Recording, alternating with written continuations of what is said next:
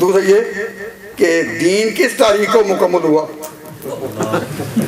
کہ دین کس تاریخ کو مکمل ہوا. میں بتا دیتا ہوں لیکن آپ سے کہتا ہوں یاد رکھیں. دین کس تاریخ کو مکمل ہوا؟ کہہ دو 9 ذوالحج کو. ذوالحج کی 9 تاریخ تھی، عرفات کا میدان تھا. اللہ تعالیٰ نے فرمایا تھا کہ آج الیوم اکملت لکم دینکم، آج میں نے تمہارا دین مکمل کر دیا. تو دین مکمل کب ہوا؟ چھوڑ دوں؟ دین مکمل کب ہوا؟ کہو 9 ذوالحج کو. 9 ذوالحج کو. اور عرفات کے میدان میں یہ حج کب ہوتا ہے؟ 9 جو بھی دن ہے تو یہ حج کا دن تھا. اور یہ آیت اتری الیوم اکملت لکم دینکم. تو دین مکمل کب ہوا؟ کہہ دو 9 ذوالحج کو. اور وہ بین الاقوامی اجتماع تھا. سارے اطراف کے مسلمان ادھر کے ادھر کے ادھر کے ادھر کے وہاں آئے ہوئے تھے. اللہ تعالیٰ نے آج میں نے تمہارا دین مکمل کر دیا. آج میں نے تمہارا دین مکمل کر دیا.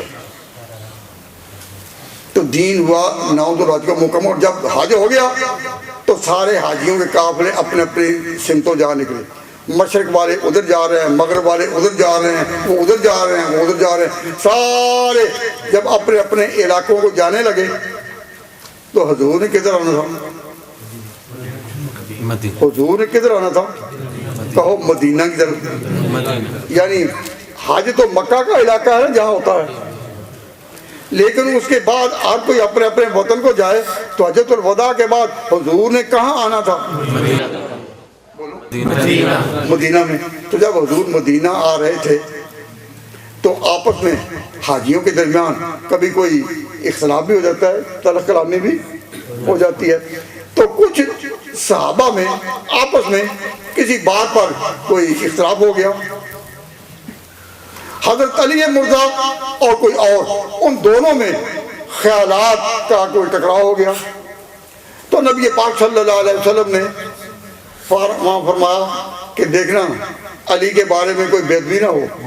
من کن تو مولا ہو فعلی مولا ہو، جس کا دوست میں ہوں علی کو بھی وہ دوست رکھے. یہ نہیں ہو سکتا کہ مجھے تو دوست سمجھے اور علی سے وہ دوستی نہ ہو. آپ سب کی علی سے دوستی ہے یا نہیں؟ تو آپ نے من کن تو مولا ہو فعلی مولا ہو، جس کا مولا میں اس کا مولا علی. اس حدیث کے ثبوت میں تو کوئی اختلاف ہے محدثین کا. حافظ جمال الدین زیلعی نے تخریج احادیث الہیہ میں اس پر جرح کی ہے سند کے اعتبار سے. وہ لکھتے کم من حدیث کثرت الرواۃ و تعدد الطرق وهو حدیث ضعیف کحدیث الحاجب والمعدوم وکحدیث من کنت مولا فعلی مولا بل قد لا یزید کثرت الطرق الا ضعفا. تو سند میں تو ہو سکتا، لیکن حضور اگر 2 صحابیوں میں یا علی کے بارے میں بدگمانی کو دور کرنے کے لیے، صلح کے لیے، حضور صلی اللہ علیہ وسلم نے اگر ارشاد فرمایا من کنت مولا فعلی مولا ہو، جس کا دوست میں اس کا دوست علی، تو میں آپ سے پوچھتا ہوں یہ اعلان کہاں فرمایا؟ رستے میں ایک جگہ تھی جس کو عربی میں ذکر کیا جاتا ہے کہ غدیر خم. جگہ کا نام خم تھا. وہاں ایک تالاب تھا، اس تالاب کے کنارے صحابہ ٹھہرے تھے. وہاں حضور اکرم صلی اللہ علیہ وسلم نے ان میں جوڑ پیدا کرنے کے لیے کہہ دیا من کنت مولا فعلی مولا ہو او کما قال. تو اس جگہ کا نام ہے غدیر. غدیر کہتے ہیں تالاب کو. پنجابی لوگ سمجھتے ہیں، اگر تالاب نہ سمجھیں تو چھپڑ تو سمجھا جائے گا.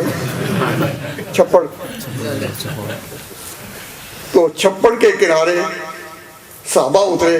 حضور نے علی کے بارے میں غلط فہمی دور کرنے کے لیے کہا جو مجھ سے پیار کرتا ہے علی سے پیار کرے. اور اہل سنت والجماعت اس وقت سے کہہ رہے ہیں کہ جس کا علی سے پیار نہیں اس کا نبی سے پیار نہیں. سعادت مند ہے وہ جنہوں نے علی کے نام کی مسجدیں بنائی. اگر علی کے نام کے بارے میں ہمارے دل میں کوئی بوجھ ہو تو کوئی محنت ساری کریں اور پھر نام ان کریں جن کے بارے میں دل صاف نہیں. انہوں نے جو یہ نام رکھا وہ صاف دلی سے رکھا ہے کہ بغیر. تو میں یہ بتاتا ہوں، عقل سے جواب دیں اگر میری بات سمجھ رہے ہیں. سنیے، اگر من کن تو مولا فعلی مولا ہو خلافت کے لیے اعلان ہوتا کہ میں علی کو خلیفہ مقرر کرتا ہوں، تو علی کے خلیفہ مقرر کرنے کے لیے جگہ وہ تھی عرفات کا میدان یا یہ چھپڑ کے کنارے؟ سوچو، اپنی سمجھ سے کچھ کام لو کہ جو بین الاقوامی درجے کے اور سلطنتوں کے قیام کے اور ملکوں کی بقا کے اعلان ہوتے ہیں وہ مرکزی مقام پر ہوتے ہیں یا چھپڑ کنڈے؟ سبحان اللہ، جواب نہیں دے رہے؟ ہاں، مرکزی مقام پر اگر خلافت علی کا اعلان ہونا ہوتا تو اعلان کہاں ہوتا؟ عرفات میں۔ جو یہاں اعلان ہوا وہ پھر مرکزی نوعیت کا نہیں، خلافت کا نہیں، نظم مملکت کا نہیں، سلطنت کا نہیں، یہ جو اختلاف ہے یہ جزئی ہے۔ اس سے یہ پتہ چلا، میں کہا کرتا ہوں ان دوستوں سے جو کہتے ہیں کہ جی یہ خلافت کا اعلان تھا، تو میں کہتا ہوں تو خلافت کا اعلان کہاں ہوا؟ کہ غدیر خم میں۔ تو جب غدیر خم میں ہوا تو کیا تاریخ تھی؟ 18 ذوالحج۔ تو دین مکمل کب ہوا تھا؟ 9 ذوالحج۔ دین مکمل کب ہوا تھا؟ 9 ذوالحج کو۔ اور غدیر خم کا واقعہ کب پیش آیا؟ 18 ذوالحج کو۔ تو 18 ذوالحج کو جو چیز بھی ہو وہ انتظامی درجے کی ہو سکتی ہے، اصول دین میں سے نہیں ہو سکتی۔ اہل سنت والجماعت کا عقیدہ ہے کہ اصول کہ خلافت اصول یہ ایک انتظامی امور میں سے ہے۔ جہاں مسلمان قوم رہتی ہو ان کا کوئی آخر نظام ہوگا تو یہ انتظامی امور میں سے ہے، آسمانی امور میں سے نہیں۔ آسمانی امور میں آخری مرتبہ ختم نبوت کا ہے، اس کے بعد کوئی آسمانی مرتبہ نہیں ہے۔